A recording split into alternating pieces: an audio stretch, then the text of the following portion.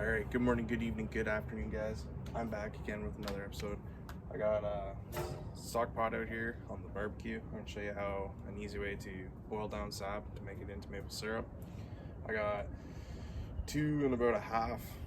5 gallon pails full of sap, which will eventually get down to just over a liter of maple syrup. I know that seems like a crazy amount. The ratio is 40-1 to get it down. So I'm more than likely gonna have to switch out propane tanks throughout the day just because I know I don't have enough propane in this tank. So let's get this started. It's about 9 o'clock in the morning right now, so I'll let you know how long it takes throughout the day. So stay tuned and see what we can get. Just got the fire going here. I have some water from washing it out, getting it nice and clean, sterilized. Just gonna let that bake off here for a couple seconds. And I'm gonna go down to the oldest bucket that I got first. That should be this one.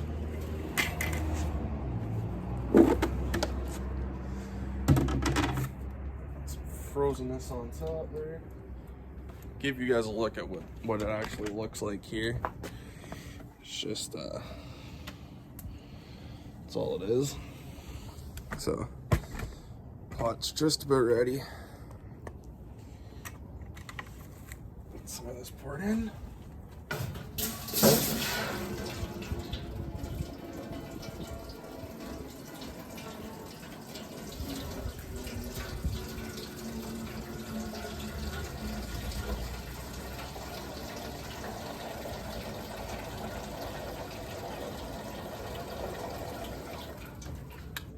Got a giant chunk of ice here on top. So I hear a lot of people say get rid of the ice, but sugar still melts in ice. It'll dissolve, so I'm gonna throw it in. Yeah, it might take a little longer. Oh well.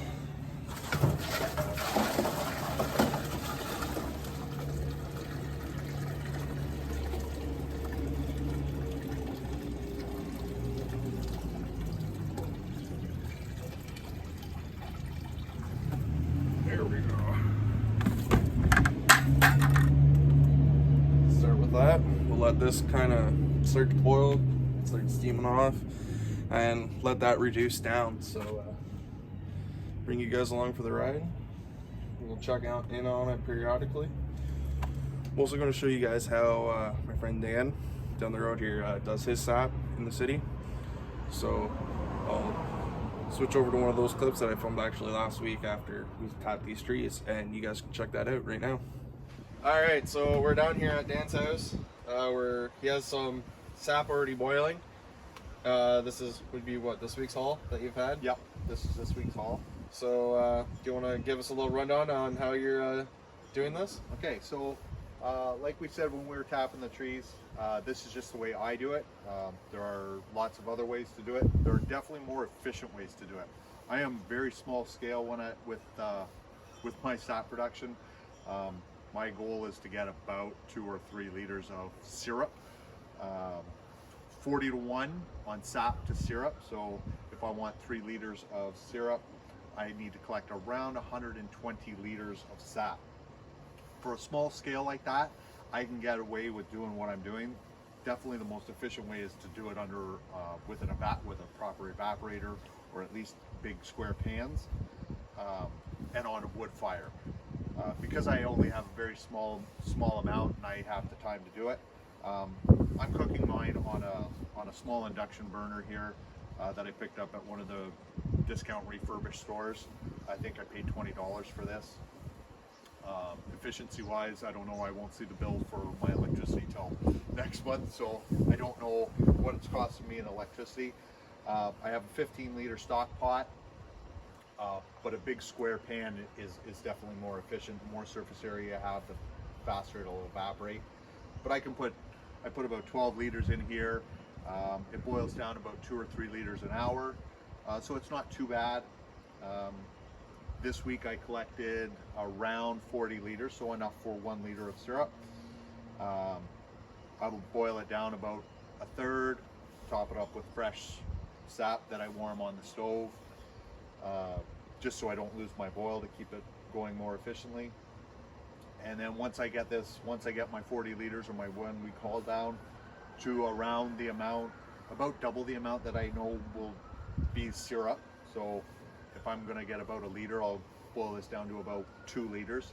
And then I'll take it off the stove, off this burner, bring it inside and finish it up in there under a very controlled environment. When you're finishing up, you kind of got to watch the temperature a little more and make sure you don't scorch your syrup. So yeah, that's me boiling away. If I have a lot of sap, I do have 2 pots. I also have a propane turkey fryer or propane stove that I can get them going. It's been very windy though, and on my backyard here, on my back deck, the wind does come through pretty good. Keeps blowing the flame out, and because I've only got a small amount this week, I can get away with just this one small burner. If I do have a lot more, which I did actually, sap's been running for about 2 weeks now. My first collection I ended up with about 70 liters. So I had both burners going just to get it done a little bit quicker. But again, very small scale. You're okay with this. It's going to take a lot more time. It's going to cost you a little bit more money, especially when you're paying for propane or hydro, rather than free wood if you're out in a sugar bush. But for the small amount that I'm doing and then helping Scott with, this will be. It gets me by. And that's about it. Yeah, when we were coming outside today, and you could see already that there's a little bit of color in this sap already.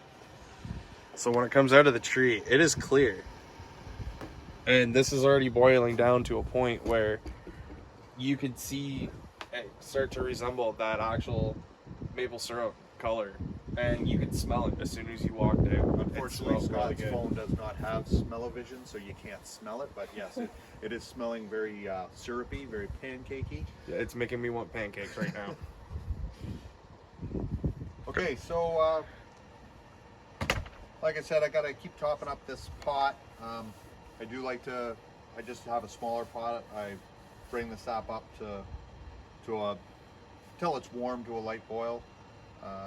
Before I add it to this big pot, just so I can keep the boil going, and I don't lose the boil. It just keeps it a little more efficient, so I'm not burning so much hydro and fuel to keep it going. And now we're topped back up, and that'll go for another few hours. This is actually the last of this week's sap collection, so I've gotten 40 liters of sap through this 15-liter pot.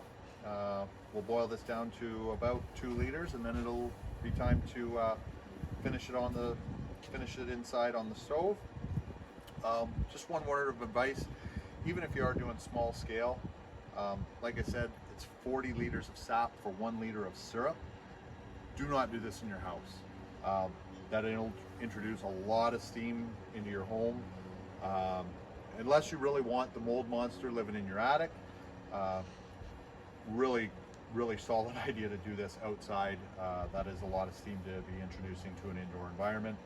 So keep it outdoors, keep it well ventilated, not for fumes, but just to let all that steam evaporate out into the open air, so you're not trapping it in your walls and you're peeling off your wallpaper and stuff. Alright guys, so this is another way you can do this here. You can get a turkey fryer stand here and set your pot on top of it and reduce your maple syrup on that. It's still the same boiling techniques that you would use for anything else. It's going to heat up a lot faster and continue to give that heat over a longer period of time. So easier way of doing it, a little bit faster than on the barbecue. So we'll see which way turns out to be pretty good. So stay tuned.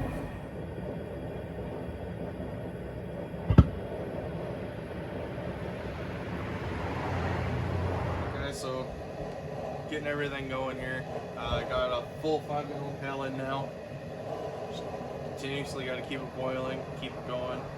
So starting to get a slight color change in the syrup. It's starting to get a brownish color to it.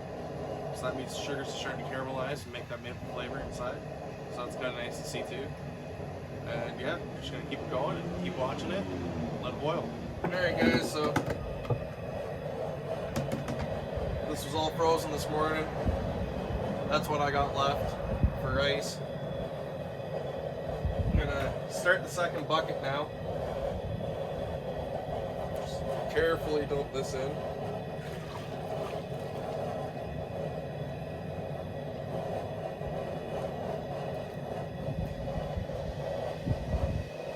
That's all we're doing, is just slowly adding more and more throughout the day.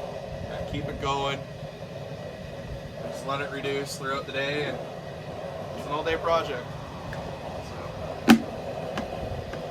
Okay, so thought I'd take a quick little detour here.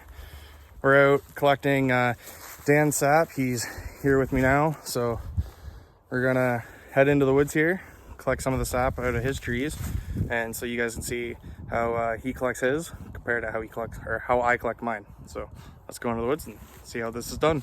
So trees have been flowing really good for the last 3 or 4 days. I had a really good collection yesterday. Normally I collect after work around 3-4 o'clock. I did collect yesterday at 3 o'clock, 4 o'clock. I did collect again this morning, and as you can see, I've got a half a pail. It's now 3 o'clock again, so that's a half a pail since 9:30 this morning.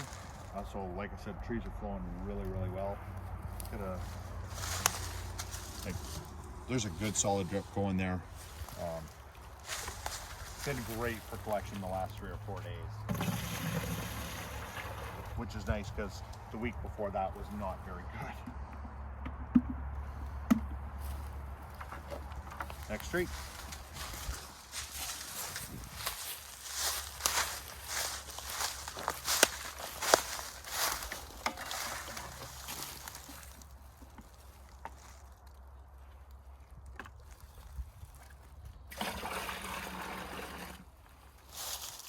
And that's how you do it, guys. You just go from one tree to the next, dump it into the pail. Alright guys, so this is the last tree we got here. We got 5 buckets out of this little area, and that's what he has for 4 of them so far, and this one is pretty much completely full. And that's in 8 hours, 7 hours.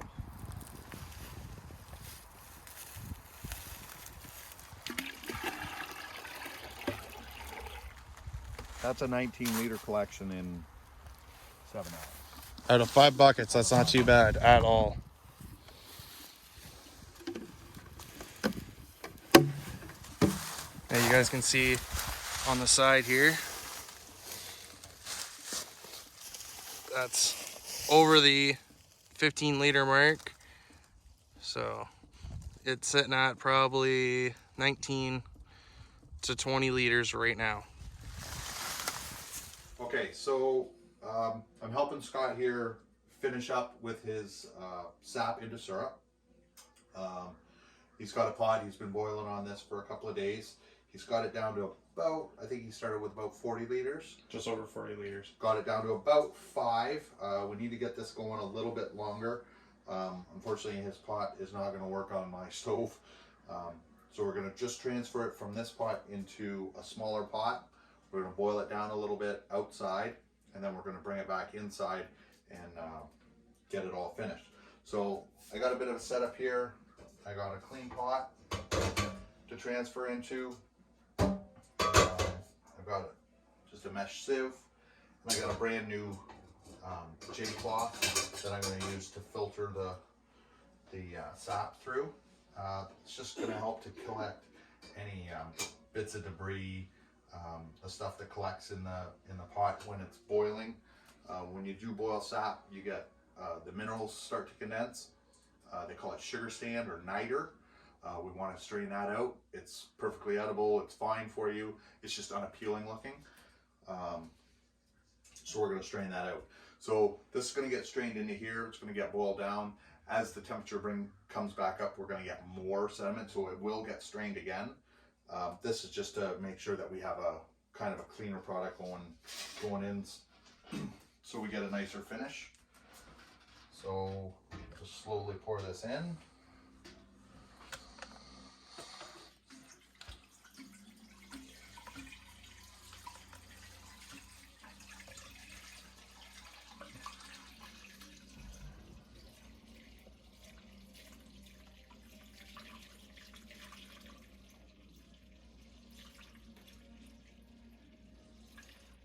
actually got a little bit more than, maybe we had about 6 liters. So we're gonna boil this down. We'll top this up into it, and then we'll be back when we're ready to finish. Yeah, a little lower.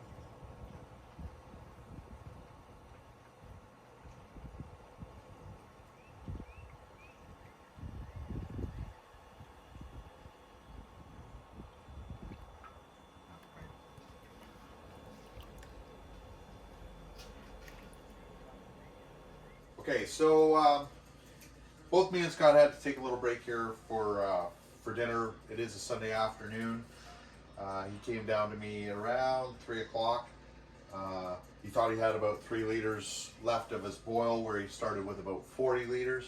He actually had closer to 6 or 7, so we did have to take that back outside. I continued to reduce that. I brought this back in when it was about 2.5 liters, just to keep all the steam outside and not in the house. And I'm not sure if the video can see it, but now we're starting to bubble away here. We've reduced down quite a bit. I do have a candy thermometer here. This is to help with to know where we're finishing at. So what we're aiming for here, sap is 40:1 ratio generally. Different trees will produce different rates of sugar to sap, sap to syrup ratios. Also, I think Scott has some video of his sap that's finishing up here compared to my sap. Scott's sap here is very light colored. It is a light syrup, has all the maple flavor, but I believe it just came either from a different tree, or different trees produce different stuff. If anybody knows any different, you can comment. But like this stuff does, it still smells very mapley. All maple trees will produce a maple syrup, like our maple sap. It's just in what ratio of the sugar to water content in the tree is what is going to sugar maples are your best. That's your 40:1. All the other ones, red maples, silver maples, soft maples, which is what we actually have here in town for our trees. But now we're starting to reduce. I'm just going to give it a little mix, and we get a, I don't know even know if you got that, but it foams up. do that again. Show them. When I give it a stir, it starts to foam. That's a sign that we're getting close. We're not done, but we are close. When it is done, I've done this a few times. I finished off a few batches just by eye with the thermometer. When it foams completely and the foam will not subside, it's done. I've measured that by eye with the thermometer. What we're looking for is 7.5 degrees above boiling Fahrenheit. So I think water boils at 211 Fahrenheit. So somewhere around 219 or 104 Fahrenheit Celsius. Give or take. I sometimes will calibrate the thermometer just in a pot of boiling water to make sure that my thermometer is working right and water is boiling at the right temperature. It can change from day to day depending on barometric pressure and altitude. We're pretty steady, so it doesn't change much here. So 219 Fahrenheit or 104 Celsius on this is done. But I've also noticed that when that happens, I get to a foam that will not break down. Again, this is a lot lighter than the syrup that I've made so far. We are starting to get a little low in the pot here. This may end up being a little less than a liter. Scott started off with 40 liters of sap, but that could just be the difference on the tree, that it doesn't have And the sugar content in the tree. the highest sugar content, yeah. But it should be fairly close to a liter. So once we get this all boiled up, we hit the critical temperature that we're looking for, we'll turn it off. We're going to run it through a filter one last time, put it into a bottle, and be done. So again, we're getting really close here. My thermometer is actually reading 104 Celsius and 119 Fahrenheit. I just don't have the bubble that I'm looking for. I also didn't calibrate this before I started today. It's a cheap thermometer. I throw it in the drawer. It kind of gets banged around a little bit. So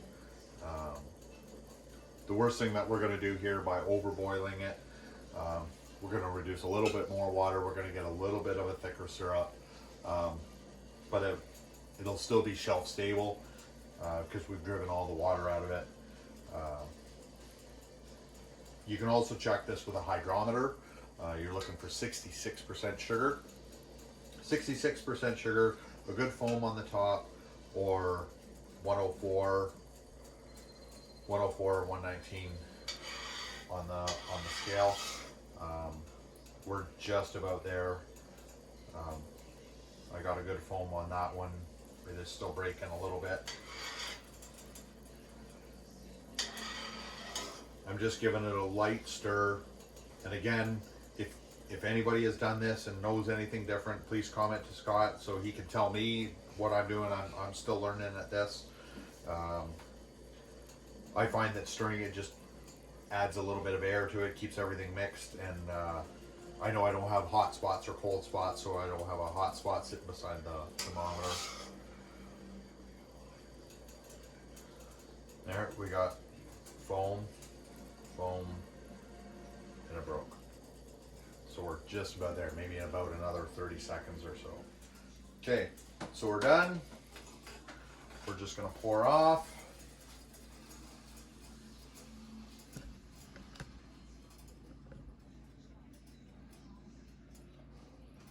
This is gonna catch most of the bigger sediment.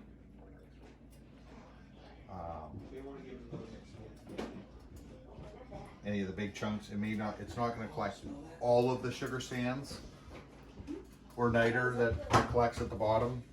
Good. Okay, so again, we're just carrying on. We had a little interruption here in the house. We're just gonna finish putting all this through. So the filter is doing its job. You can see it's kind of dripping kind of slowly, so that is the sediment just kind of clogging up on I'll just kind of move it away with a spoon to try to get it to flow a little faster. You can see it's kind of collecting on the spoon there. But it's looking pretty good, actually. I think we're going to end up with more than a liter here. We got about 1.5 liters. Sure you only had 40 liters?